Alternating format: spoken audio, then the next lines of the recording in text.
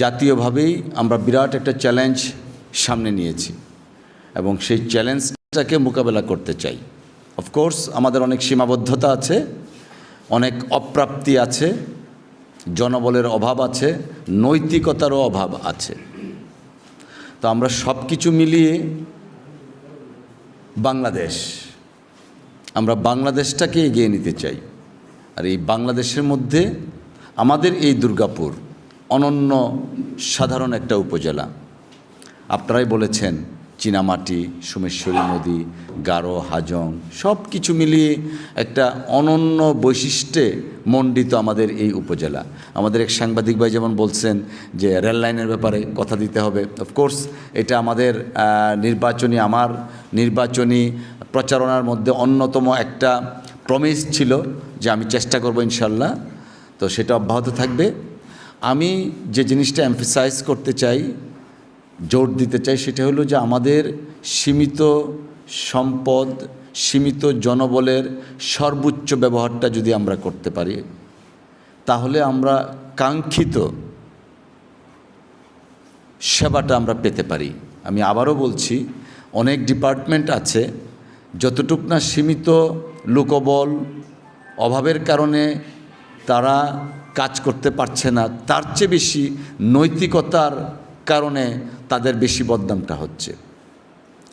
আমি স্পেসিফিক্যালি কিছু বলতে চাই না। আমরা একটা বিষয় এখানে মাননীয় প্রধানমন্ত্রী থেকে শুরু করে আমাদের মন্ত্রিপরিষদ সরকার প্রত্যেকেই একটা বিষয় আমাদের সবচেয়ে বড় কমিটমেন্ট, তা হলো দুর্নীতির বিরুদ্ধে আমাদের জিরো টলারেন্স। আমি আমাদের উপজেলা প্রশাসন যে সমস্ত কর্মকর্তাবৃন্দ আছেন প্রত্যেকের কাছে আমি আহ্বান জানাবো, অতীতে কি করেছি কি করি নাই আমরা সেদিকে যেতে চাচ্ছি না। এখন থেকে পরবর্তী ধাপগুলা উন্নয়নের ধাপ থাকবে, যতগুলাই থাকুক, যারা যতদিন এখানে সার্ভিসে থাকবেন প্রত্যেককেই আমি অনুরোধ করছি দুর্নীতি মুক্ত হয়ে জনগণের সেবায় নিয়োজিত থাকতে হবে।